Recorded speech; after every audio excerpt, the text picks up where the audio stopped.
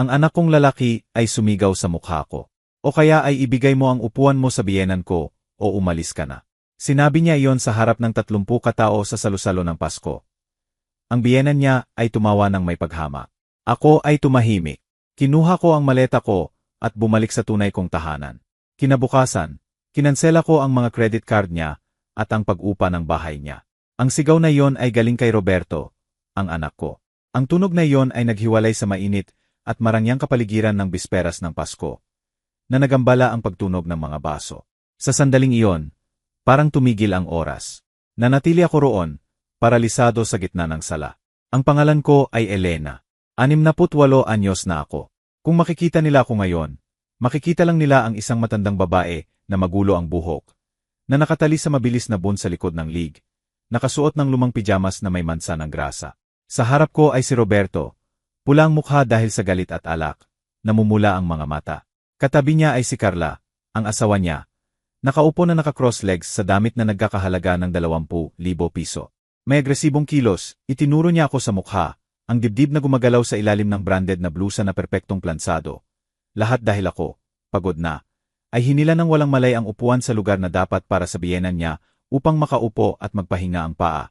Isang lugar na, ayon sa kanya, dapat para sa kanyang minamahal na biyenan. At, katabi ni Carla ay si GNG, Consuelo, ang ina niya. Sa labi niya, isang tagumpay ng ngiti ang malinaw na nakikita. Tinitingnan ako ng may pagkukunwari ng hiya. Ngunit sa totoo, masaya siya. Sige na, manugang, sabi ni GNG, Consuelo ng may matamis na boses, ngunit puno ng lason. Pwede naman akong umupo sa karagdagang upuan. Pagod na ang biyenan. Hayaan mo siyang umupo. Sa huli, siya lang naman ang kusinera. Ang salitang iyon ay parang naglagay ng gasolina sa apoy. Malakas na binagsak ni Roberto ang mesa, na nagpatalsik ng plato ng pabo. Hindi, si GNG, Consuelo ay panauhing pandangal at ikaw. Sabi niya habang lumilingon sa akin ng may malamig at kakaibang tingin. Amoy pagkain ka at sinisira mo ang buong mesa. Tumayo ka na. Ibigay mo ang upuan mo sa biyenan ko. Kung hindi ka marunong umasta, umalis ka na sa kwarto mo. Hintayin mo, mahal. Bakit sa kwarto mo lang? Lumapit siya sa akin. Idinikit ang mukha niyang makapal ang makeop sa akin. Mama, sa kwartong pinamamahay mo. Mahal ang lupa dito sa Forbes Park. Matagal na kaming nagbabayad para sa'yo. Sapat na ang kabutihang iyon. Kung gusto mong manatili sa bahay na ito, dapat kang magbayad ng upa. Magbayad ng maayos tulad ng estranghero. O umalis ka sa kalye. Nanlaki ang mata ko. Lumingon kay Roberto na may huling pag-asa na pigilan niya ang asawa niya sa kalupitan na iyon. Ngunit hindi. Tiningnan ako ni Roberto at ngumiti ng may paghama. Isang ngiting kasabwat at walang pakundangan. Tama si Carla. Matanda ka na, pero hindi pilay. Kung gusto mo ng lugar na matitirhan, dapat marunong kang tumulong at magbayad. Simula sa susunod na buwan, maglabas ka ng pera. Kung wala kang pera, umalis ka. Kaya mawawala ang bahay ko. Naramdaman ko ang bukol sa lalamunan. Alam niyo ba, kung si Carla lang ang nanlait sa akin, pwede pa akong magpaliwanag na ang dugo ng iba ay mabaho. Ngunit ito si Roberto, ang anak na dinala ko sa sinapupunan ng may sakit. Ang anak na pinalaki kong mag-isa na mamatay ang ama niya. Ang anak na inilaan ko ang kabataan ko, upang buuin ang yaman na ngayon ay tinatamasa niya. Tiningnan ko siya ng diretso sa mata. Umaasa na makita ang dating mabait na Roberto. Ngunit wala. Sa harap ko ay isang mahinang lalaki, mapagmataas, handang yurakan ang sariling ina upang pasayahin ang pamilya ng asawa. Ang kalupitan niya ay mas masakit kaysa sa libong saksak. Nagsimulang magbulungan ang mga tao. Ang 30 na bisita, karamihan ay mga kaibigan na mayayaman ni Carla. Nagsimulang magbulong-bulungan ng may tawa. Ano ba yung biyenan na yan? Walang konsiderasyon. Tingnan mo, magulo ang itsura tapos gusto umupo sa upuan ng pangunahing bisita. Tama ang anak. Kawawa si Roberto. Nakakahiya ang inang ganyan. Ang mga salitang iyon, kasamang tingin ng pagdanggi mula sa sarili kong anak, ay parang malamig na tubig na ibinuhos sa akin. Naramdaman ko ang pag-init ng dugo sa ulo. Kahihiyan, hiya. Akala nila ako lang ang matandang Elena, senil at pabigat. Akala nila tiis lang ako, dahil wala akong pupuntahan. Kaya naglakas loob ang anak kong itaboy ako, na parang asong tanda. Huminga ako ng malalim. Bigla, may nabali sa loob ko. Ngunit hindi ito pagbagsak, ito ay paglaya. Nagbago ang tingin ko. Ang kabutihang loob at pagditiis na pinipilit kong panatilihin, para sa kapayapaan ng pamilya ay nawala. Sa lugar nito ay lumitaw ang lamig at pagtitiyaga ng boss na Elena. Ang babaeng minsan ay nagbukas ng daan sa pamamagitan ng apoy sa palengke ng Divisoria, ang pinakamalupit na pamilihan sa Maynila. Inilagay ko ang basahan sa sahig. Dahan-dahan kong tinanggal ang apron. Tinupi ng maayos at inilagay ng malakas sa makintab na mesa, mismo sa harap ni Roberto. Itinaas ko ang ulo at tiningnan ng diretso ang mata ng walang utang na loob kong anak. Sa sandaling iyon, hindi ko na siya tinitingnan bilang mapagbigay na ina. Tinitingnan ko siya bilang isang nabigong pamumuhunan na dapat alisin. Ang boses ko ay tumunog ng malalim at matatag, na nagpalamig sa musika sa background. Sage, gusto mong ibigay ko ang upuan ko. Gusto mong umalis ako para magkaroon ng mas maraming espasyo ang biyenan mo. Nanlaki ng kaunti si Roberto sa aking kalmadong at nakakatakot na ugali. Nagsasalita siya ng paunggol, ngunit pinutol ko siya. Tinanggap ko ang kondisyon mo, Roberto. Patuloy ko. Ang matalim kong tingin ay naglakbay kay Carla at kay GNG, Consuelo, na nawala na ang ngiti. Aalis ako. Ibibigay ko ang lahat ng espasyong ito sa pamilya ng asawa mo. Ngunit tandaan mo ito. Kapag lumampas ako sa pintong iyon, hindi ka na anak ko at hindi na ako ang ATM ng bahay na ito. Gusto niyo akong umalis? Sage, tingnan natin kung gaano kahalaga ang dangal niyo nang wala ako. Matapos sabihin yon, hindi ko na hinintay ang reaksyon. Lumiko ako at dumiretso sa kuwarto ko upang kunin ang maleta na handa na. Nainiwan ang gulo na nagsisimula ng kumalat sa marangyang salusalo. Pumasok ako sa maliit na kuwarto sa dulo ng pasilyo. Ang lugar na sa loob ng 5 taon ay tinawag na kuwarto ni Elena. Sa totoo, ito ay dating bodega lamang na inayos. Maliit, halos sapat lang para sa isang single bed at lumang aparador. Ang kuwartong ito ay parang ibang mundo. Ganap na kaiba sa karangyaan sa labas. Ngunit hindi ako naramdamang nakukunan. Sa halip, naramdaman ko ang tunay na kaliwanagan. Hindi ako nagmadali sa pag-empake ng parang itinaboy ng may kahihiyan. Hindi. May kalmado. Yumuko ako at kinuha ang itim na maleta na matagal nang nakaupo sa ilalim ng kama. Ang manipis na likabok sa takip ay hindi nagtatago sa katotohanan na puno at handa na ito mula 3 buwan na ang nakalipas. 3 buwan. Iyon ang panahon na nagsimula akong mapansin na ang kawalan ng respeto ng anak ko at ng asawa niya ay hindi na aksidente. Sistematiko na ito, lumalala araw-araw. At ako, isang babaeng dumaan sa maraming pagsubok sa mundo ng negosyo. Matagal nang handa para sa pag-alis na ito. Gayon, ang sigaw ni Carla ay ang huling patak na nagpalubog sa baso. Tumayo ako habang hawak ang itim at puting larawan sa side table. Ito ay larawan ni Humberto, ang asawa ko.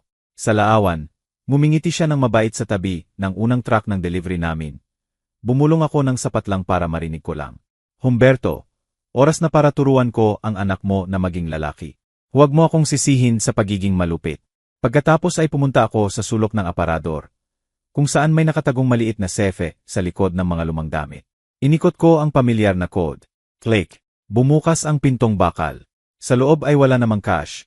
Isang makapal na asul na folder ng mga dokumento at ang pasaporte ko. Ang asul na folder na iyon ay ang deed ng bahay na ito sa Forbes Park. Ang bahay na lagi ipinagmamalaki ni Carla sa mga kaibigan niya na sa asawa niya at sa kanya. Lumabas ako ng kuwarto habang hila ang maleta. Bumalik sa pasilyo patungo sa sala. Ang salusalo sa labas ay hindi pa nagkakaroon ng sigla. Lahat ay hawak ang tinidor ng walang gana. Nilalaro ang malamig na pagkain. Nang makita nila ako na may maleta, lahat ng tingin ay napunta sa akin. Si Carla ay nakita ang maleta at tumawa ng may paghamak. Ang ngiti niya ay baluktot at nanunuya. Talaga bang alis ka? Tandaan mo, huwag kang magbalik na humihingi ng limos kapag naubos ang pera mo. Hindi ko sinagot. Tiningnan ko lang si Roberto. Ang anak ko, nang makita ako na may maleta, ay sinubukang tumayo. Siguro may natira pang konsensya o pagmamalaki bilang lalaki. Ngunit bago pa siya makatayo, ang biyenan niya, si GNG, Consuelo, ay inilagay ang kamay na puno ng gintong singsing sa balikat niya. Pinipilit siyang umupo ng malakas. Umupo ka, manugang. Hayaan mo siyang umalis. Huwag mong sirain ang kapaligiran ng bisperas ng Pasko. Bulong niya sa ngipin. At si Roberto, muling umupo. Ibaba ang ulo. Nakatitig sa puting plato ng porselana sa harap niya. Iyon ang huling imahe ng anak ko na gusto kong alalahanin sa gabing iyon. Isang duwag na hindi makataas ng ulo. Hinila ko ang maleta patungo sa pangunahing pinto. Huminto ako sa harap ng makapal at mabigat na pintong gawa sa mahogani. Hindi ko agad binuksan. Kailangan kong gawin ang huling aksyon. Isang nararapat na parusa. Binuksan ko ang banking app. Pinili ko ang opsyon na additional cards. Sa screen ay lumitaw ang listahan ng makapangyarihang black credit cards na na-issue batay sa aking financial solvency. Ang primary card holder. Sa ilalim ng additional card holder ay ang dalawang pamilyar na pangalan, Roberto at Carla. Hindi ako nagdalawang isip. Pinindot ko ang pulang buton sa tabi ng pangalan nila. Permanent block, cancel card. Umikot ang circle ng ilang sandali at lumitaw ang birding mensahe. Success. Cards deactivated. Pinatay ko ang screen, isinilid ang phone sa bulsa. Itinaas ang ulo at lumingon sa buong pamilya na nanatiling paralisado sa mesa ng salusalo sa huling pagkakataon. Ang boses ko ay tumunog ng malinaw, salita sa salita. Aalis ako. Magkaroon kayo ng masayang bisperas ng Pasko, sa perang kailangan nyo mismo kitain. Umupo ako ng tahimik sa likod ng upuan ng taxi, api, habang bahagyang nakapatong ang kamay sa strap ng bag ko. Sa labas ng bintana ng kotse, ang Maynila ngayong gabi ay hindi pangkaraniwang walang tao. Ang driver, isang binata, ay tiningnan ako sa rearview mirror. Siguro nagtaka siya na makita ang isang matandang babae na may maleta mag-isa sa pinakamahalagang gabi ng taon. Sa bisperas ng Pasko, pupunta ka pa sa Santa Fe? Tanong niya nang may pag-aalala. Tumingin ako sa labas ng bintana, kung saan lumalayo ang mga mababang gusali. Uwi ako, sagot ko nang may mapait na ngiti. Sa tunay kong tahanan, ang kotse ay tumakbo sa highway. Iniiwan ang Forbes Park. Sa tahimik na loob ng kotse, ang aking mga iniisip ay bumalik sa nakaraan. Sa araw na yon 15 taon na ang nakalipas nang biglang mamatay si Humberto dahil sa atake sa puso. Iniwan niya ako ng maliit at lumang tindahan ng sari-sari sa lumang palengke at isang bundok ng utang mula sa nabigong negosyo. Sa panahong iyon, si Roberto ay bagong pasok sa pinakamahal na pribadong universidad sa Maynila. Lahat ay akala na babagsak ako, na ibebenta ko ang tindahan upang bayaran ang utang at babalik sa probinsya. Ngunit hindi. Sa pinakamalalang sandali, napagtanto ko ang isang bagay. Ang pangangailangan ng sariwang pagkain sa malaking lungsod na ito ay walang hanggan. Ginawa ko ang isang mapanganib na hakbang. Hinulugan ang lumang bahay, humiram pa ng pera sa mga kamag-anak, at pumunta sa mga bukid sa paligid upang direktang makipag-ugnayan sa mga magsasaka. Bumili ako ng mga produkto ng direkta. Inayos na maayos at inyalok sa mga chef na mapili. Ang langit ay hindi binigo ang aking pagsisikap.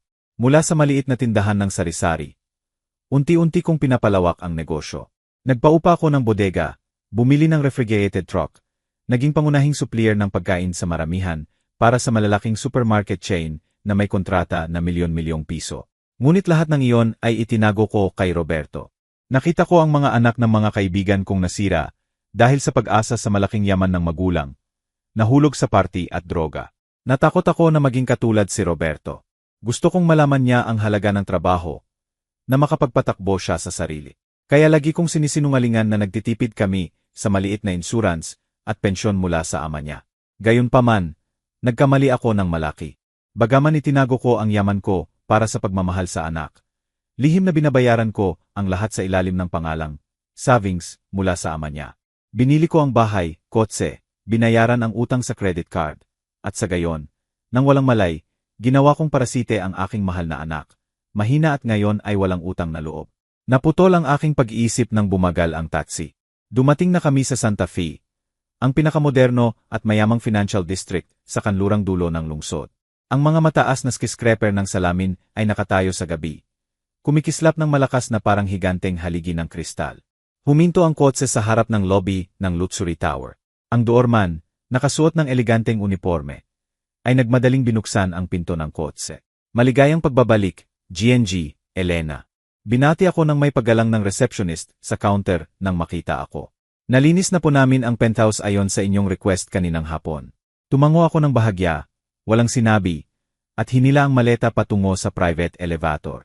Kinuha ko sa bag ang gold magnetic card at ipinasok sa panel. Bumukas ang pinto ng elevator ng maayos. Dala ko diretso sa ikanegatibo, 40 palapag, ang pinakamataas na palapag ng gusali. Bumukas ang pinto at lumitaw ang aking mundo. Ang mainit na oak floor ay umaabot hanggang sa malaking salamin na dingding na nagbibigay ng panoramic view ng Metro Manila na kumikislap sa mga ilaw sa ibaba. Nanikip ang dibdib ko nang isipin si Roberto, ang nakakalas na salusalo ng bisperas ng Pasko na iniwan ko. Ngunit pagkatapos ay hinigpit ko ang baso ng alak sa kamay ko. Napagpasyahan ko na. Ang pag-alis na ito ay hindi takas. Ito ang unang hakbang. Upang itama ang pinakamalaking pagkakamali sa buhay ko. Ininom ko ang alak ng isang higop. Naramdaman ang mapait na lasa na halo sa matamis sa dulo ng dila. Puno ng determinasyon. Samantala, sa villa, kaagad pagkatapos sumara ang mahogany door sa likod ko, si Carla ay huminga ng maluwag. Hindi niya payagang sirain ng aking pag-alis ang salusalong pinaghirapan niyang i-post sa social media.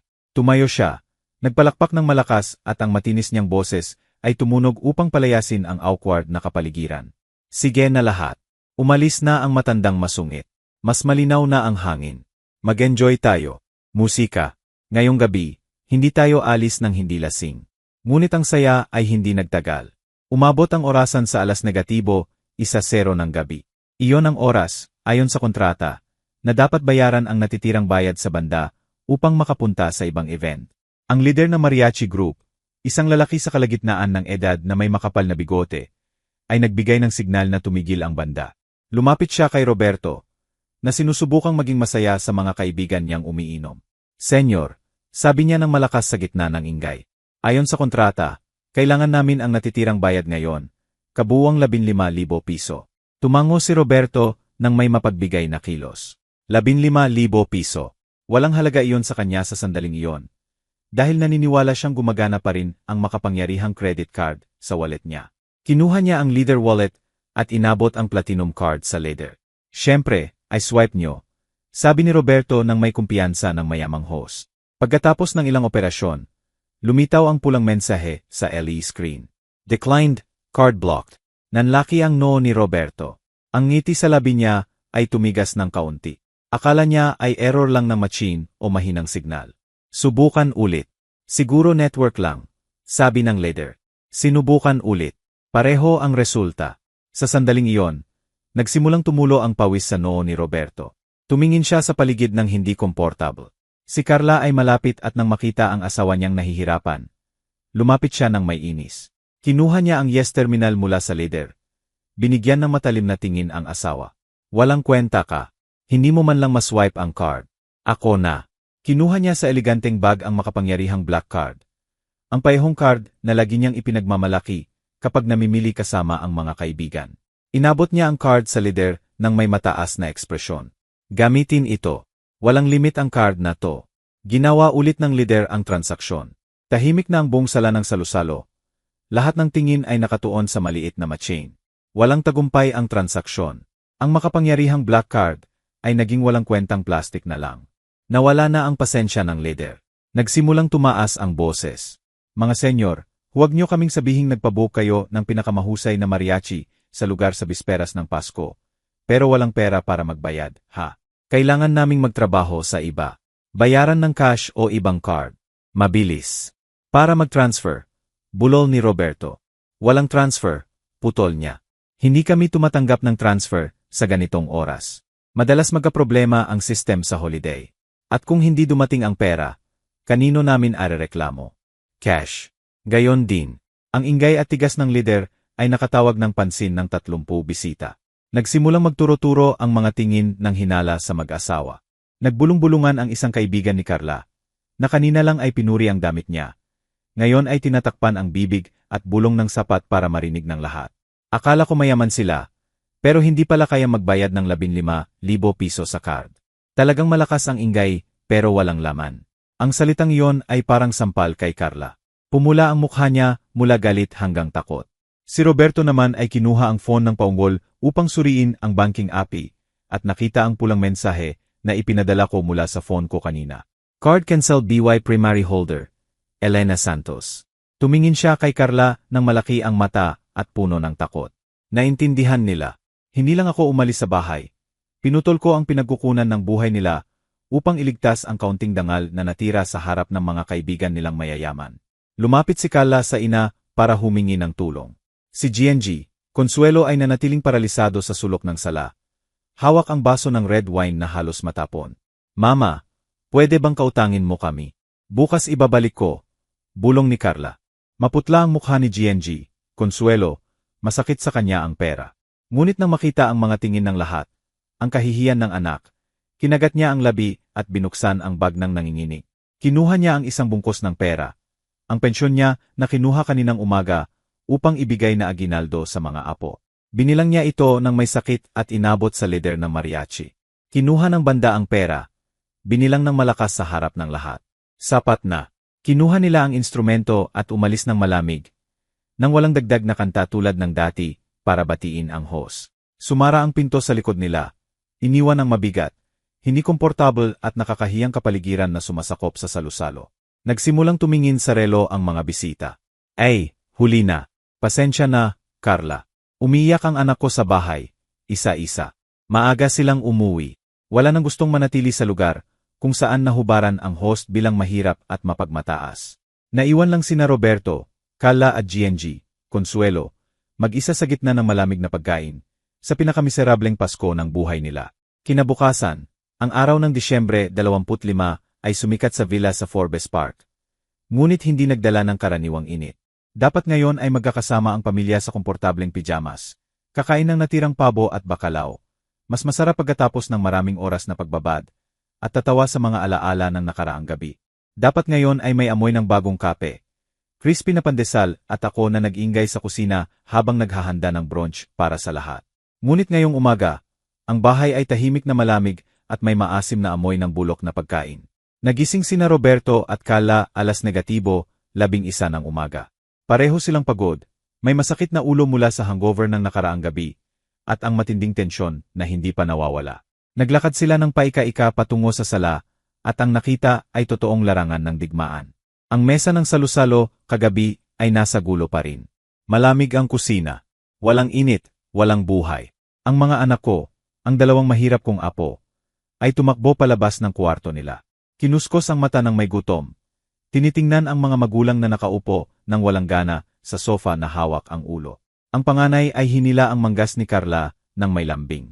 Mama, nasaan si Lola? Gutom na ako.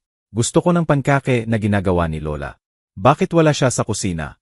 Ang walang malay na tanong ng bata ay parang tusok sa naipon na inis sa puso ni Carla. Itinulak niya ang kamay ng anak. Sinigawan ng may galit. Inilalabas ang lahat ng galit sa inosenteng bata. Umalis na ang Lola. Huwag ka nang magtanong. Hayaan mo na lang akong mag-order ng pagkain. Si Carla, sanay na sa paglilingkod. Wala siyang balak na magluto ng itlog o magtuos ng tinapay para sa mga anak. Para sa kanya, ang lahat ng problema ay kayang lutasin ng pera at serbisyo. Kinuha niya ang phone at pinili ang luxury restaurant na lagi nilang pinupuntahan sa weekend. Nag-order siya ng lahat ng mamahaling pagkain. Eggs Benedict, fresh orange juice, imported almond croissant. Pinindot ng kaulit-ulit ng hindi tinitingnan ang presyo. Dahil ang ugali ng paggastos ng walang habas ay nakaugat na sa dugo. Ang kabuuang bayad ay 2,000 piso. Luxury breakfast para sa miserableng umaga. Pinindot ni Carla ang order ng may init. Gutom din ang tiyan niya. Umikot ang screen ng ilang sandali at lumitaw ang pamilyar na mensahe. Invalid payment method. Please check your card o select another method. Nanlaki si Carla. Nakalimutan niya. Lahat ng e-wallet, mula Uber, Amazon, hanggang Netflix sa bahay na ito, ay nakaling diretso sa credit card ko at ang card na yon ay namatay mula kagabi. Lumapit siya kay Roberto nang may galit na boses. Hindi na gumagana ang card ko. Ikaw na. Gamitin mo ang account mo. Nagulat si Roberto at mabilis na kinuha ang phone. Ngunit bago mag-order ay nagdalawang isip at binuksan ang banking app upang suriin ang balance. Ang payroll account niya ay nagpapakita ng nakalulungkot na halaga. 500 piso. Naputla si Roberto. 500 piso. Hindi sapat iyon para sa simpleng pagkain ng 4 na tao sa mamahaling lugar na ito. Lalong hindi para sa 2,000 pisong breakfast na pinili ni Carla. Bakit? Alam ko ang dahilan. Ang sweldo niya ngayong buwan ay ginastos niya lahat sa gold chain na binigay kay Carla at sa mga bote ng imported na alak para sa bisita kagabi. Lagi niyang inaakala na ang gastusin sa pagkain, kuryente at tubig ay sagot ng pondo mula sa mama. Kaya ang sweldo ay ginagamit lang sa personal na pagmamataas. Mahal. Bulol ni Roberto. Nagsimulang tumulo ang pawis sa noo. Wala akong cash. 500 piso lang ang natira sa account. Nanlaki ang mata ni Carla. Tiningnan ang asawa at sumigaw. Ang sigaw na yon ay tumunog sa buong bakanteng bahay. Ano? Binibiro mo ba ako? Buong buwan kang nagtrabaho at 500 piso lang ang natira. Wala akong pera. Ginastos ko ang sweldo ko sa damit at sapatos. Akala ko ikaw ang bahala sa pagkain. Anong klaseng asawa ka? Nagsimulang mag-away ang mag-asawa. Ang sigawan ng mga magulang ay nakapagpaiyak sa mga bata. Sa desperasyon at gutom na kumakain sa kanila, biglang naalala ni Roberto ang isang bagay. Ang safe. Lagi may cash si mama sa safe. Tumayo siya ng parang spring at tumakbo patungo sa dating kwarto ko. Ang maliit na kwarto sa dulo ng pasilyo. Tumakbo siya ng parang baliw. Umaasa na makakita ng kaunting kaligtasan mula sa inang hinayaan niyang itaboy ng asawa. Pumasok siya sa kwarto, binuksan ang mga drawer ng aparador. Itinapon ang mga lumang damit ko sa sahig. Sa wakas ay nakita niya ang maliit na safe sa sulok ng aparador. Alam niya ang password. Siyempre alam niya. Hindi ko siya itinago kahit ano. Minsan sinabi ko sa kanya, ang password ay ang birthday mo para kung may mangyari sa akin, ma-access mo ang mga papeles. Ang tiwala kong iyon ay naging sandigan para sa paghahanap niya. Beep, beep, click. Bumukas ang safe. Inabot ni Roberto ang kamay. Ngunit ang kamay niya ay dumampilang sa malamig na bakal na walang laman. Walang laman. Ganap na walang laman. Walang bungkos ng cash, walang lumang alahas at higit sa lahat.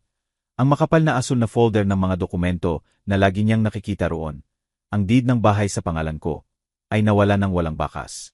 Nanlaki si Roberto. Nanghina ang tuhod at dahan-dahang bumagsak sa malamig na sahig.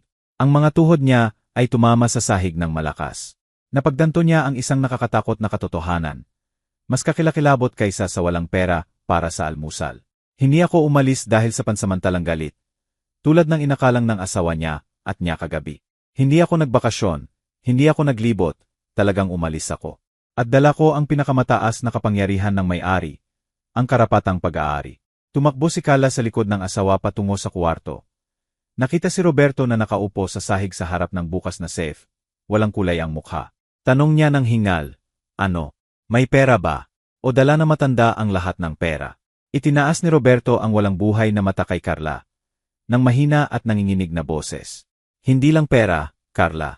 Lumunok siya ng mahirap. Tuyo ang lalamunan. Nawala ang mga papeles ng bahay. Wala tayong pag-aari. Ang bahay na ito, ang kotse na minamaneho mo, ang credit card na ginagamit natin, lahat ay kay mama. Sa pangalan niya lahat. At si mama, kinuha niya lahat. Sumandal si Carla sa pintuan ng may kamay sa bibig. Malaki ang mata na nakatitig sa walang laman na safe. Sa unang pagkakataon sa buhay niya, nawala ang kanyang kapalaluan. Pumalit sa matinding takot sa hinaharap na walang tahanan, walang pera at walang suporta. Isang linggo na ang lumipas mula sa nakakatakot na bisperas ng Pasko. Ang villa, na dating perpektong malinis, ngayon ay parang luxury dump site. Ang mga itim na basurahan ay nakastack sa tabi ng pintuan ng kusina. Naglalabas ng maasim na amoy ng bulok na pagkain. Si Carla, ang minamahal kong manugang na lagi ipinagmamalaki ang mahal na kuko, ay tumatanggi na hawakan ang mga basurahan. Sabi niya, trabaho yon ng katulong o akin at ni Roberto, ang spoiled kong anak. Pag-uwi mula sa trabaho ay pagod na dahil sa pressure at kakulangan. Walang lakas para maglinis. Walang laman ang ref, nawala ang champagne at caviar. Pinalitan ng murang instant noodles at lumang tuyong tinapay na binili ni Roberto sa convenience store. Tahimik na kumakain ang mag-asawa, walang usapan. Ang tanging tunog ay ang pagkaluskos ng tuyong tinapay sa malamig at maluwang na sala. 9:00 ng umaga, tumunog ang doorbell, na naghiwalay sa nakakasuffocate na katahimikan. Tumayo si Roberto ng tamad, hinila ang paa patungo sa pinto. Ito ay isang lalaki sa kalagitnaan ng edad. Nakasuot ng gray na suit na perpektong hiwa. May leather briefcase na nagpapakita ng profesionalismo at lamig. Ito ang personal kong abogado. Kinatawan ng isa sa pinakaprestihiyosong law firm sa Maynila. Magandang umaga, Ginoong Roberto. Sabi ng abogado nang may magalang ngunit malayong tono. Ako ang legal representative ng GNG, Elena Santos. Dumarating ako upang i-deliver ang mahalagang dokumento. Lumunok si Roberto nang may masamang hinala. Nang nanginginig na kamay, kinuha ang makapal na sobre na selyado ng may pulang watch. Hindi naghintay ang abogado na anyayahan sa loob. Nanatili sa threshold na parang ayaw tapakan ang gulo sa loob. Bumalik si Roberto sa sala kung saan si Carla ay nakahiga sa sofa na nag-scroll ng walang malay sa phone. Sino yon, mahal? Tanong ni Carla nang hindi inaalis ang tingin sa screen. Ang abogado ni Mama. Sagot ni Roberto nang basag ang boses. Nang marinig iyon, tumayo agad si Carla.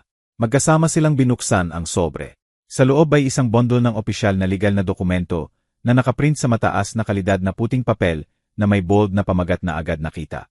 Notice of Termination of Property Loan Agreement and Demand for Recovery of Possession. Binasa ni Roberto ang bawat salita ng malakas. Nagsimulang manginig nang hindi makontrol ang kamay niya. Ang dokumento ay malinaw na naglalaman ng hindi matatalo na legal na argumento. Ang villa sa Forbes Park ay pag-aari lamang at lehitimong pag-aari ng GNG. Elena Santos, ibig sabihin ako. Sa loob ng 5 taon, pinayagan ko ang anak ko at manugang na manirahan doon sa ilalim ng Property Loan Agreement. Isang paraan upang hayaan ang pamilya na gamitin ang bahay ng libre, walang upa. Iyon ay pagmamahal ng ina, ang proteksyon na ibinibigay ko. Ngunit ang susunod na talata ay ang nakamamatay na suntok. Kinote ng abogado ang eksaktong salita ni Carla sa gabi ng Pasko na naitala sa affidavit ng mga temporary na empleyado na naroroon. Ang mga salita ay naka-italic, matalim na parang kutsilyo. Demand for payment of rent or eviction. Patuloy na binasa ni Roberto ang desisyon ko nang may basag na boses. Ang kliyente ko, GNG, Elena Santos, ay tumatanggap ng kahilingan ng GNG, Carla. Mula ngayon, opisyal nang natatapos ang libreng paninirahan. Iginagalang ni GNG, Elena ang hangarin ng manugang para sa katapatan. Kaya kung nais ng Ginoong Roberto at GNG, Carla na magpatuloy sa paninirahan sa property na ito, dapat silang mag-sign ng opisyal na lease contract. Huminto si Roberto ng malaki ang mata. Tinitingnan ang bold na numero sa ibaba. Ang presyo ng upa ayon sa kasalukuyang market valuation para sa luxury villa sa Forbes Park ay 70,000 piso bawat buwan. Kung hindi sila sumasang-ayon sa presyong ito, may maksimum na 30 araw silang panahon upang ilikas ang lahat ng personal na gamit at ibalik ang property sa orihinal na kondisyon sa may-ari. Kinuha ni Carla ang papel mula sa asawa. Binasa ng paulit-ulit ang 70,000 piso. Pagkatapos ay sumigaw siya. Isang matalim na sigaw na puno ng galit. Baliw siya. Siguradong baliw siya. 70,000 piso sa isang buwan. Akala ba niya gumagawa kami ng pera? Hindi nga umaabot ang sweldo ni Roberto sa kalahati niyan. Paano namin babayaran? Lumapit siya sa abogado, na nanatiling nakatayo ng kalmado sa pinto. Sumigaw, sabihin mo sa kanya na hindi kami magbabayad. Ito ang bahay ng asawa ko, bahay ng mga apo niya. Wala siyang karapatang gawin iyon. Inayos ng abogado ang salamin ng kalmado, hindi na apektuhan ng galit ni Carla. Sumagot ng propesyonal at walang awa. GNG. Ito ang opisyal na valuation ng Real Estate Association para sa lugar na ito. Hindi imbento ni GNG, Elena ang presyo. At pakiusap tandaan, ikaw ang humingi ng pagbabayad ng upa. Ang kliyente ko ay sumusunod lamang sa iyong hangarin. Huminto siya sandali. Tinitingnan ng diretso ang mata ni Carla ng matalim. GNG, hindi na ito usapang pamilya o sentimental. Ito ay usapang negosyo na tapat at malinaw. Tulad ng iyong hiniling. Handa na ang kontrata. Kung nais niyong magsigin, makipag-ugnayan sa opisina ko sa loob ng 3 araw. Kung hindi, magsisimula na ang 30 araw na deadline para sa eviction ngayon din. Matapos sabihin yon, tumango ng bahagya ang abogado at lumiko. Iniwan ang dalawa na paralisado sa gitna ng gulo na sala. Hawak ni Roberto ang legal na dokumento. Nanginginig ang buong katawan. Tinitingnan ng diretso ang papel. Pagkatapos ay tinitingnan si Carla, nahingal sa galit. Sa unang pagkakataon, napagtanto ng mabagal niyang utak, spoiled, ang isang nakakatakot na katotohanan. Hindi nagbabanta ang ina niya. Hindi galit ang ina na naghihintay na mababaw na paumanhin. Ito ay direktang parusang ekonomiko. Bumagsak si Roberto sa sofa ng hawak ang ulo. 30 araw, 30 araw lang bago sila itaboy sa kalye, at sa kanilang maliit na sweldo at ugali ng pagastos ng walang habas. Ang 70,000 piso ay hindi maisip na halaga. Ang pagbagsak ay hindi na panganib. Nandyan na ito sa harap nila, malinaw at malupit. Mula sa aking apartment sa Santa Fe, sinusundan ko ang bawat pagunlad ng plano na aking inayos. At alam kong ngayong hapon ay haharap si Roberto sa isa pang shock. Isang direktang suntok sa mapagmataas niyang ego sa lugar ng trabaho. Si Roberto ay nagtatrabaho sa isang import-export company sa Ortigas, ang pinakaabala at prestihiyosong avenue sa Maynila. Bagaman middle manager lamang siya na may average na sweldo. Lagi siyang nagmamaneho ng pinakabagong model ng luxury SUV papunta sa trabaho. Ang itim na makintab na kotse na iyon ay ang pinakamalaking pagmamalaki niya. Ang tumutulong sa kanya na itaas ang ulo sa harap ng mga katrabaho. Bagaman sa totoo, ang kotse ay nakarehistro sa pangalan ng aking kumpanya at ako ang nagbabayad ng lahat ng maintenance at gasolina. Itinuring niya itong pag-aari niya, simbolo ng peking tagumpay. Umabot ang orasan sa 5:05 ng hapon. Oras ng out. Lumabas si Roberto sa building ng pagod pagkatapos ng isang araw na puno ng stress mula sa problema sa pamilya. Dumiretso siya sa underground parking kung saan naghihintay ang minamahal niyang kotse. Siguro iniisip niyang mag-drive pa uwi. Buksan ang musika ng malakas upang kalimutan ang nakakalas na eviction notice kaninang umaga. Lumapit siya sa kotse. Inabot ang kamay sa bulsa ng pantalon upang kunin ang smart key. Pinindot ang unlock button. Umaasa sa pamilyar na beep at pag-islap ng ilaw.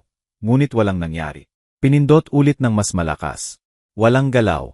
Ang kotse ay nanatiling parang bakal na walang buhay. Malamig na tumatanggi sa may-ari. Nanlaki ang noo ni Roberto. Binagsak ang key sa palad. Akala niya low battery. Lumapit siya sa bintana upang buksan gamit ang mechanical key. Sa sandaling iyon, lumapit ang dalawang malaking security guard ng building at isang lalaki na hindi kilala na nakasuot ng uniforme ng leasing company. Ang pagdating nila ay nagpahinto sa mga katrabaho na nagpapark ng kotse upang tingnan ng may kuryosidad. Kayo po ba si Ginoong Roberto? Tanong ng lalaki ng may matigas na boses. Ako. Anong problema? Sira ang kotse ko. Tanong ni Roberto ng gulang. Umiling ang lalaki habang kinuha ang papel na may pulang selyo. Ako ang representative ng leasing company. Ang kotse na ito ay rehistrado sa pangalan ng transport company ni GNG. Elena Santos. Kaninang umaga, nagpadala si GNG. Elena ng opisyal na notice ng revocation ng right to use ng company vehicle para sa inyo. May order kami ng immediate recovery ng kotse. Nanlaki si Roberto. Bulol siya. Recovery ng kotse. Mali kayo. Ito ang kotse na ibinigay ni Mama para sa trabaho ko. Binili ni Mama ito. Ngumiti ang representative ng may paghamak. Malamig ang tingin kay Roberto. Mali kayo, Ginoong Roberto. Sa legal documents, hindi kayo kailanman naging owner. User lang kayo ng company asset, at ang authorization na iyon ay ganap ng binawi kaninang 8:08 ng umaga. Pakiusap, ibigay ang spare key na hawak nyo. Kung hindi, kailangan naming magreklamo sa pulisya ng unlawful possession of property. Sa paligid, nagsimulang magbulungan ang mga katrabaho. Tawa. Tingin ng awa at pang-asar ang napunta kay Roberto. Ang maskara niya bilang successful businessman ay hinubad sa liwanag ng araw. Nanatili siya roon ng pula ang mukha sa kahihiyan.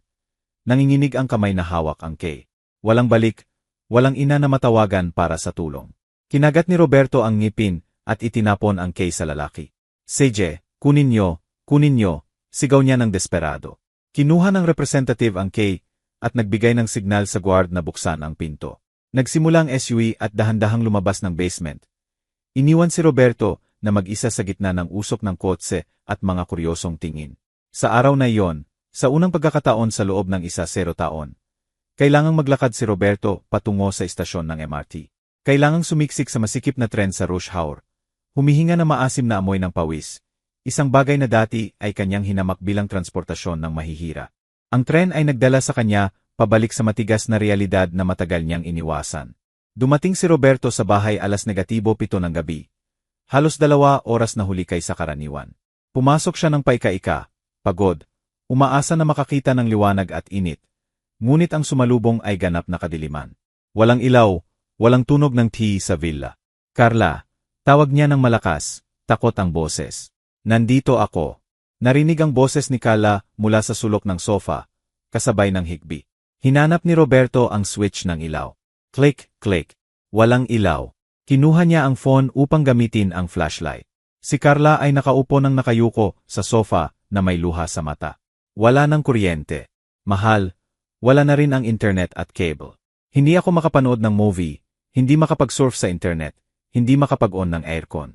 Nanlaki si Roberto. Muli, si Mama. Bakit pinutol ang kuryente? Ang bill ng buwang ito akala ko. Akala mo ano? Sigaw ni Carla. Lahat ng bill ng kuryente, tubig at internet ay auto-debit mula sa account ni Mama. Binlock niya ang account, kinansela ang link at pinutol ng kumpanya. Sabi nila hindi nabayaran ang bill ng nakaraang buwan. Tingnan mo, gusto niya tayong patayin. Sa sandaling iyon, bumukas ng malakas ang pinto. Si GNG, Consuelo, ang biyena ni Roberto, ay pumasok ng may flashlight sa kamay. Dumating siya upang bisitahin ang anak, at nang makita ang kadiliman, sumabog ang galit. Ang liwanag ng flashlight ay kumislap sa mukha ng manugang na gulang. Diyos ko, Anong nangyari sa bahay na to? Sigaw ng biyenan. Ang anak ko ay asawa ng bruha. Naglakas loob siyang putulin ang kuryente ng mga apo niya. Pagkatapos ay lumingon kay Roberto. Itinutok ang flashlight sa mukha. Sinigawan ng walang awa. Pero Roberto, anong klaseng asawa ka? Hinihayaan mong mabuhay ang asawa at anak mo ng ganito. Ang kotse ay naembargo. Ang bahay ay malapit ng ma-evict at ngayon wala man lang bombilya na magagamit. Kung alam ko lang, pinakasalan ko sana ang anak ko, kay Pedro ang magtitinda ng baboy sa palengke kaysa sayo. Walang kwenta. Nanatili si Roberto roon nang hindi makapagsalita kahit isang salita. Ganap nang nawasak ang kanyang pagpapahalaga sa sarili. Si GNG, Consuelo, pagod sa pagsigaw at naramdaman ang init sa bahay, biglang lumiko patungo sa pinto. Sige, alis ako. Hindi ko kayang manatili sa madilim na kulungan na ito kahit isang minuto pa. Carla, bukas ay empake mo ang gamit mo at lumipat sa bahay namin pansamantala. At ikaw, Roberto, bahala ka na. Kapag may kuryente at tubig na ng maayos, saka mo hanapin ang asawa mo. Umalis siya, iniwan ang mag-asawa na mag-isa sa kadiliman. Sa gitna ng malaking villa na ngayon ay malamig na kulungan na lang. Nawala na ang pasensya at pagmamalaki ni na Roberto at Carla pagkatapos ng isang gabi na nanirahan sa kadiliman at matinding takot. Talagang natakot sila.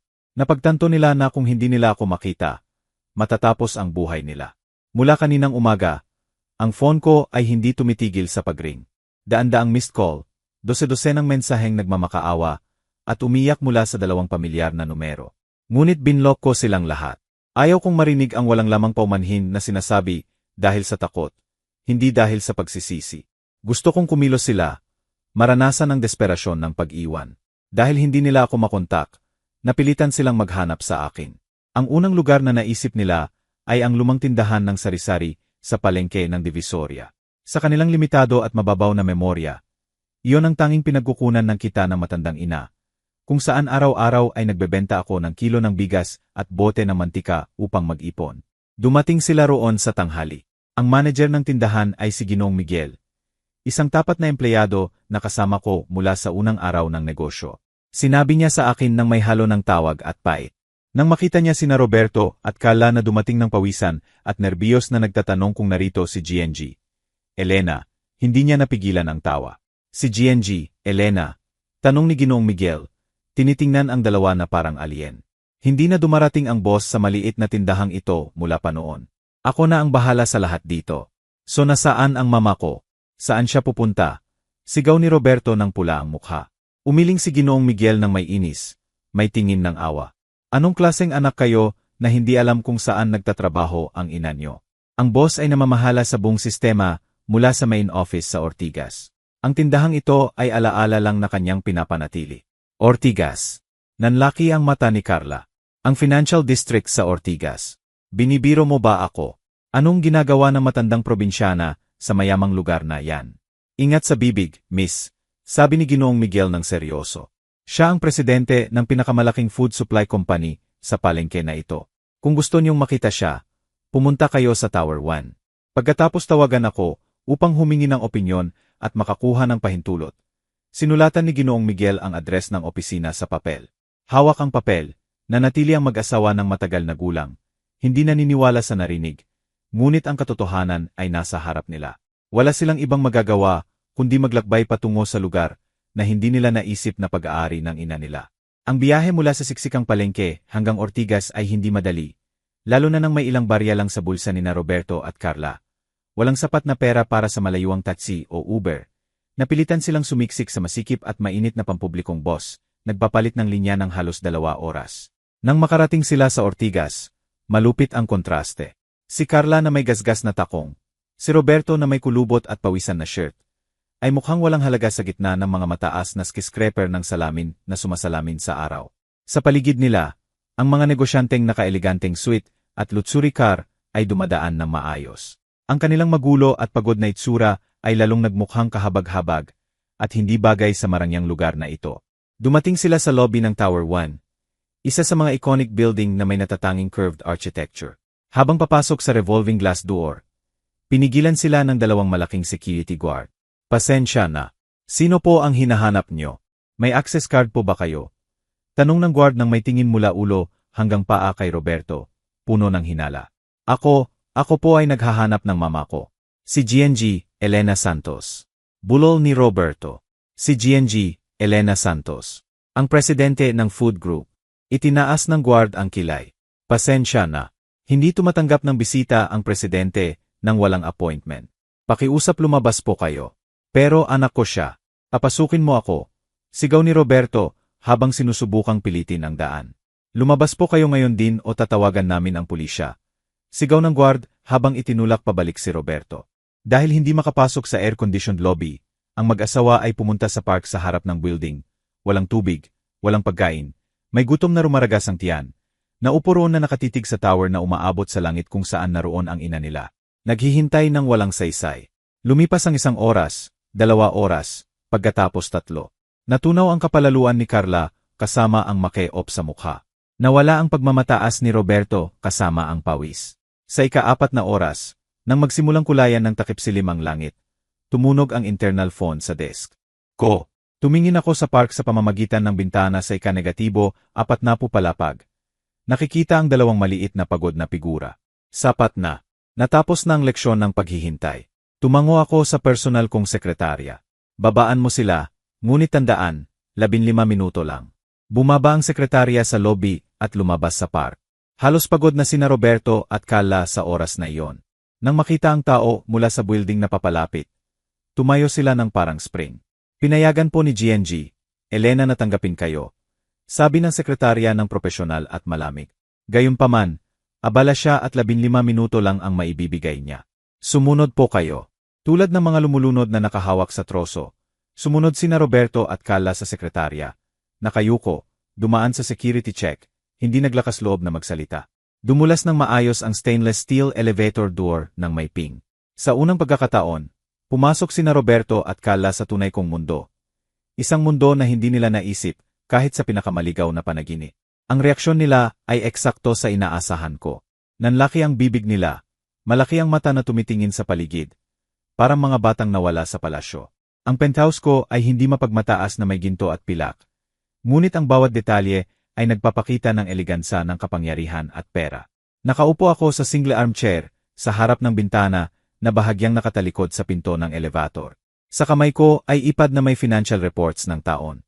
Ngayon ay hindi ako nakasuot ng lumang damit na amoy pagkain. Nakasuot ako ng cream silk suit na custom made, na nagpapahusay sa figura ko. Bagaman matanda na ay nakatayo pa rin. Ang pilak na buhok ay nakaeleganteng bon, at nakikita ang simpleng ngunit mahalagang pearl earrings.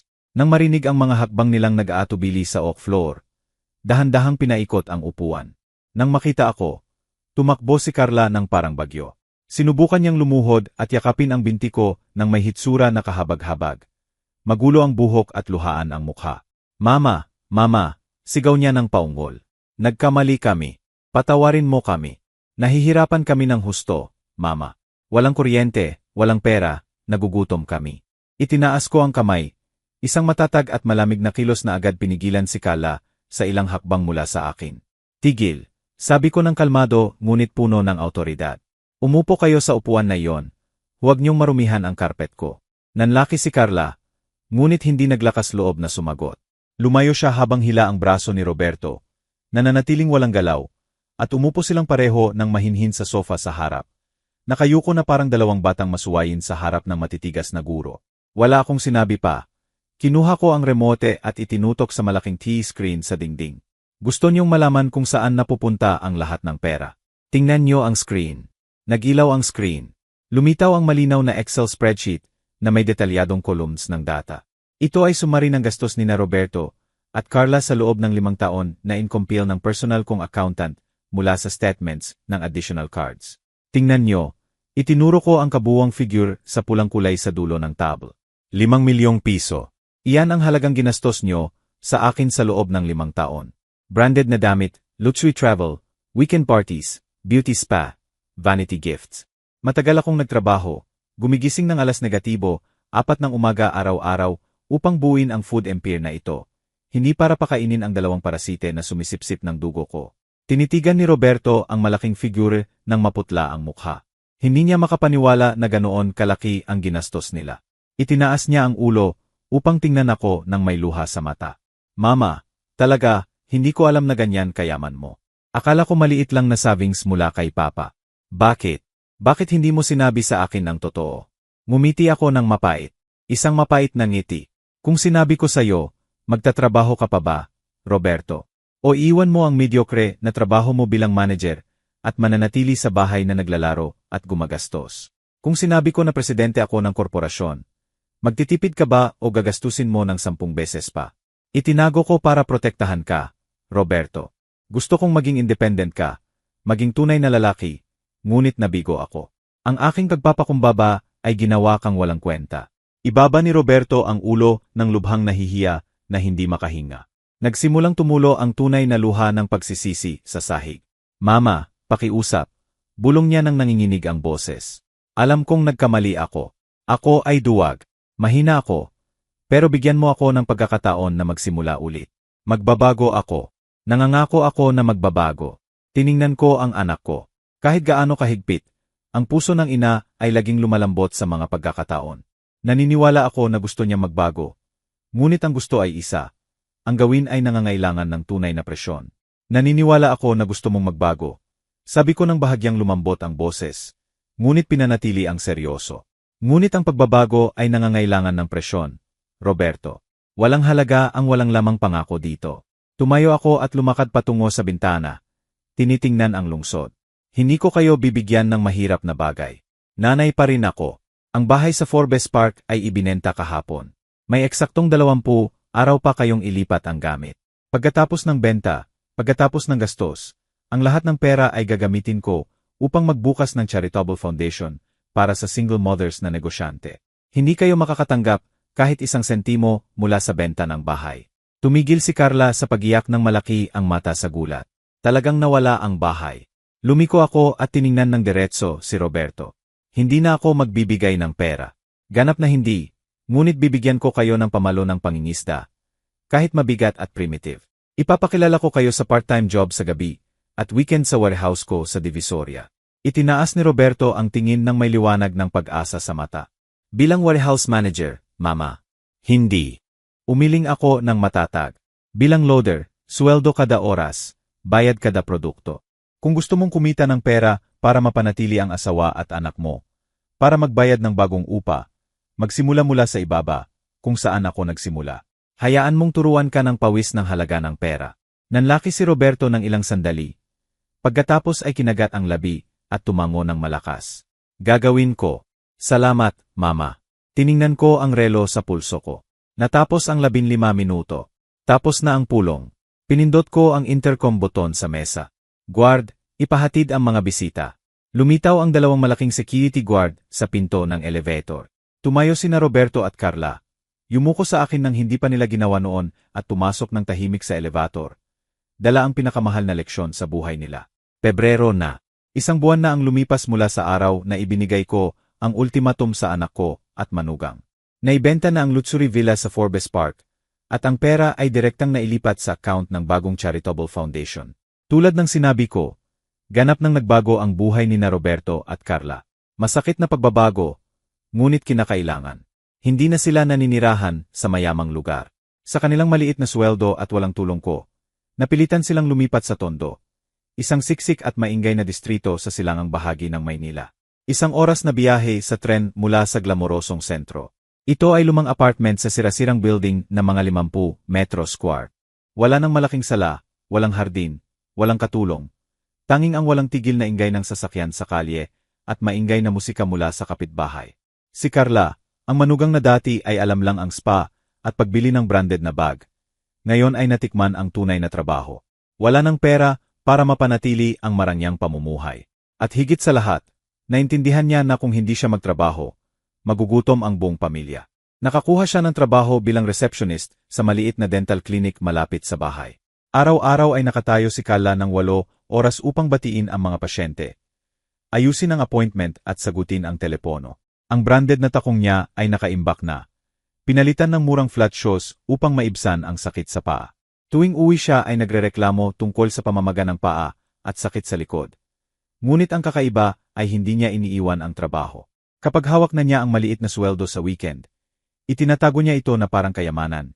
Kinakalkula ang bawat sentimo para bumili ng pagkain para sa mga anak, sa halip na gastusin sa walang kwentang bagay. Minsan ay dumadaan din si GNG. Konsuelo sa maliit na apartment na iyon. Kumukurap ang noo sa pagsusuri sa lumang sofa at gumagawa ng mukha sa amoy ng sibuyas at bawang mula sa maliit na kusina. Ngunit sa pagkakataong ito, hindi siya naglakas loob na magsalita o sumigaw sa manugang.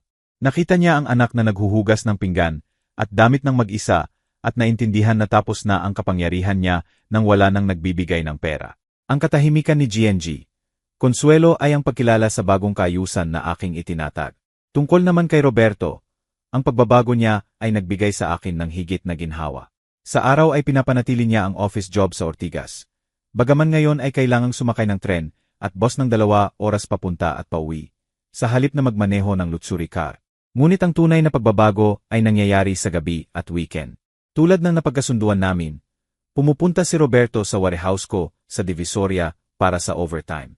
Explicit kong sinabi sa manager ng warehouse na walang special treatment. Doon ay hindi siya anak ng presidente. Empleyado lang na pansamantala na Roberto. Ang trabaho niya ay suriin ang mga produkto. Mag-load at mag-unload ng mabibigat na kahon ng gulay mula sa truck patungo sa refrigerated warehouse. Minsan ay lihim ko siyang pinapanood mula sa malayo. Nakikita ko ang anak ko, na dati ay alam lang ang paghawak ng baso ng alak at pagpirma ng dokumento. Ngayon ay pawisan ng husto na may basang shirt sa likod. Pinipilit ang sarili na magbuhat ng sako ng patatas. Pinapagalitan siya ng manager kapag nadelay at tinatawanan ng mga katrabaho kapag clumsy. Ngunit hindi sumusuko si Roberto. Kinagat ang ngipin at nagtrabaho. Nagsimulang tumigas ang kamay niya. Ang mga patak ng pawis na maalat ay tunay na naghugas ng spoiled at duwag na ugali na matagal niyang dala. Kapag natanggap niya ang sobre na may Harley wedge sa katapusan ng linggo, nakita ko sa mata niya ang pagmamalaki na hindi ko pa nakikita noon. Ito ay pagmamalaki ng lalaki na hawak sa kamay ang malinis na pera. Kinita ng sariling pawis at hindi perang hiniling sa ina. Ang relasyon namin ay may distansya pa rin. Ngunit inaayos ito ng mas malusog. Hindi ko sila madalas nakikita. Gusto kong magkaroon sila ng espasyo upang ayusin ang sarili. Gayunpaman, noong nakaang linggo ay kaawan ng panganay kong apo. Hindi ako pwedeng mawala, ngunit ayaw ko ring dumating upang abalahin ang buhay na unti-unti nang nagiging normal para sa kanila. Nagpadala ko ng delivery sa bahay sa Tondo ng malaking chocolate cake at special na regalo. Ito ay savings book sa pangalan ng apo na may sapat na halaga upang tiyakin ang edukasyon sa hinahara. Kasama nito, isang card na may maikling mensahe. Ang perang ito ay maaari lamang i-withdraw kapag 18 anyos ka na para gamitin sa kolehiyo. Hindi maaaring gamitin sa iba. Sa gabing iyon, tumunog ang phone ko. Ito si Roberto na tumatawag. Sinagot ko ng kalmado. Hello, Mama. May maikling katahimikan sa kabilang linya at pagkatapos ay mas malalim at mature na boses ni Roberto kaysa dati. Mama, natanggap namin ang regalo. Salamat sa cake at sa savings book para sa bata. Masaya ang mga bata. Naghinday ako ng reklamo tungkol sa hirap o mungkahi na humingi ng kaunting pocket money tulad ng dati. Ngunit wala. Hindi humingi si Roberto ng anuman. Mag-ingat ka, Mama. Malakas ang hangin ngayon. Tandaan mong magsuot ng makapal. Ako, okay lang ako. Mahira ang trabaho sa White House, pero nasanay na ako. Susubukan kong mag-overtime sa susunod na linggo upang makabili kay Kala ng bagong microwave. Nasira ang luma. Maikli ang tawag. Walang magarbong salita. Simpleng tanong tungkol sa kalusugan ko. Pinatay ko ang tawag ng may kaluwagan na kumalat sa dibdib ko. Ang anak ko, sa wakas ay natutunan ng mag-alala. Magsikap at mag-ingat sa iba ng walang kondisyon ng interes. Ngayong gabi ay bumalik ako sa penthouse ko sa Ortigas. Ang espasyo sa ika-negatibo, 40 palapag ay nanatiling tahimik at marangya tulad ng dati. Lumabas ako sa malaking balcony. Hinayaan ang malamig na hangin sa gabi na gumalaw sa pilak kong buho. Sa ibaba ko, ang Maynila ay umaabot ng walang hanggan. Kumikislap na parang malaking kalawakan na may milyon-milyong mainit na dilaw na ilaw. Sa kamay ko, isang baso na mainit na salabat na may matamis na amoy ng pinatuyong prutas at kanela. Ang tradisyonal na inuming ito ay lagi akong nagpapaalala sa lumang panahon. Mahirap na araw, ngunit puno ng pagmamahal. Itinaas ko ang baso ng alak patungo sa bituin-bituing langit. Ngumingiti ng mahina na parang kausap ko ang yumaong asawa. Humberto, nakikita mo ba? Nagtagumpay ako. Kailangan kong maging medyo malupit, medyo masakit. Ngunit ang anak mo ay naging tunay na lalaki na. Makapahinga ka na ng mapayapa. Ininom ko ang isang higop ng mainit at nakapagpapalakas na alak. Pakiramdam ko ay ganap na mapayapa. Lumiko ako at tumasok sa bahay, kung saan sa desk ko ay nakastack na ang mga dokumento ng bagong charitable foundation na dapat pirmahan bukas ng umaga. Hindi na ako ang matandang biyenan na itinaboy ng mga anak mula sa sariling bahay. 3 taon na ang lumipas. Sa edad ko, mabilis ang takbo ng panahon. Ngunit para sa mga anak ko, 3 mahabang taon ng pagbabago. Sa bisperas ng Pasko ngayon, ay hindi ako nagpalipas ng Pasko sa malamig na penthouse sa Ortigas. Sa unang pagkakataon mula sa nakakalas na pangyayari, inimbita ako ni Roberto at Carla na kumain sa kanilang bahay, hindi upang humingi ng pera, ni dahil sa obligasyon, sa telepono. Sinabi sa akin ni Roberto nang may pag-aatubili, ngunit puno ng pagmamalaki. Mama, pumunta ka. Sa taong ito, kami na ang bahala sa lahat. Hindi marangya, ngunit puno ng pagmamahal. Huminto ang kotse ko sa harap ng lumang building ng apartment sa Tondo. Ang barangay ay maingay pa rin na may murang Christmas lights na nakasabit sa lahat, at ang tunog ng kumbya, musik mula sa mga apartment. Ngunit kaiba sa huli kong pagdating ng may pag-iisip ng parusa. Ngayon ay dumating ako bilang inaasahang bisita. Apartment 302. Bumukas ang pinto at sinalubong ako ng pamilyar na amoy. Ito ay amoy ng romeritos at tuyong hipon na niluto sa mall sauce. Dumating na si Mama. Lumabas si Roberto upang salubungin ako.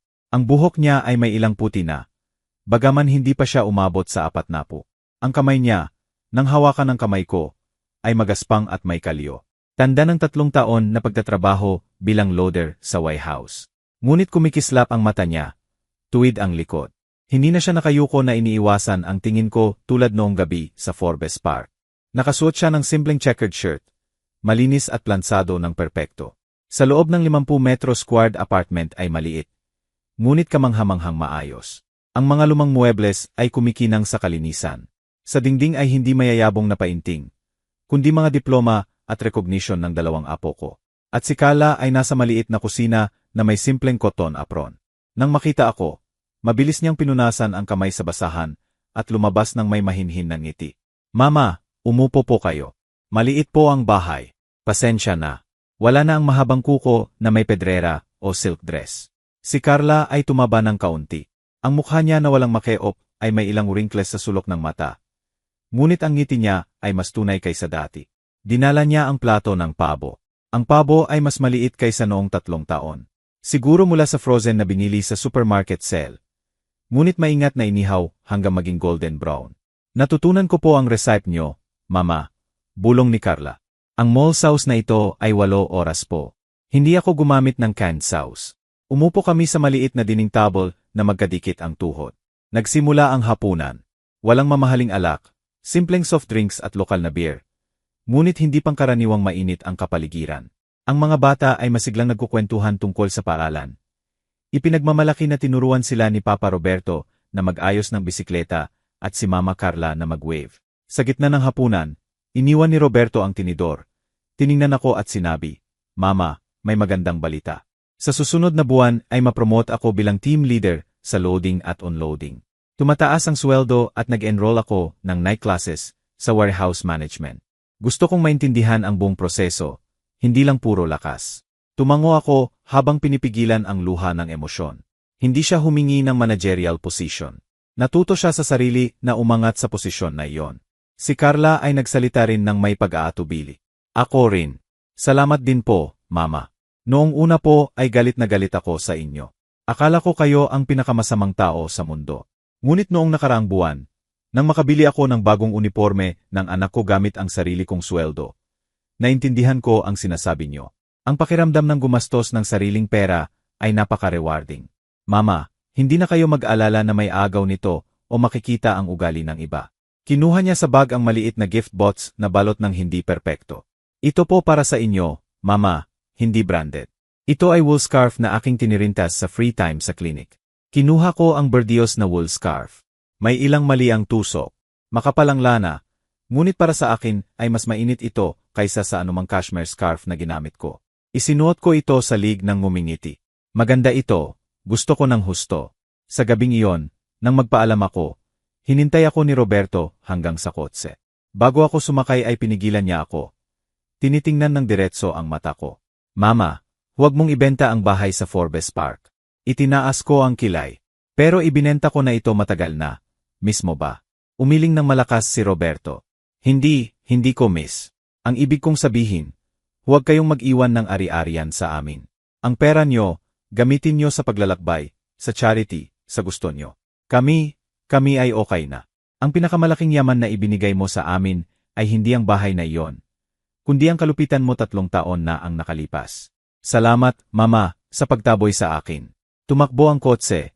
Iniwan ang lumang building ng apartment. Tumingin ako sa rearview mirror at nakita si Roberto na nanatili roon na kumakaway. Lumalabas na ang pagmamahal ng magulang ay hindi ang pagbuo ng kastilyo para sa mga anak na kanlungan, kundi ang pagbibigay sa kanila ng malakas na paa upang makalakad sa mga bato. Nawala ko ang villa na milyon-milyong piso, ngunit nabalik ko ang dangal ng mga anak ko. Iyon ang pinakakumikitang pamumuhunan sa buhay ni Elena Santos. Sa malamig na gabi ng Pasko, kasama ang hindi perpektong wool scarf ng manugang ko, naramdaman ko ang pinakamayamang ina sa mundo. Salamat sa pakikinig hanggang sa huli. Kung naantig ng kwentong ito ang inyong puso, ibahagi nyo sa inyong mga mahal sa buhay. Minsan, isang kwento lang ay sapat upang pakalmahin ang isang pagod na araw. Ibahagi ang mga kwentong pamilya na naranasan nyo o ng inyong mga mahal, at makinig sa mga kwento ng mga babaeng nagbago ng sakit sa lakas at pinsala sa karunungan. Araw-araw ay babae. Araw-araw ay leksyon ng tapang at dangal. Naway manatili sa inyo ang grasya ng Diyos. Magkita tayo sa susunod na kwento.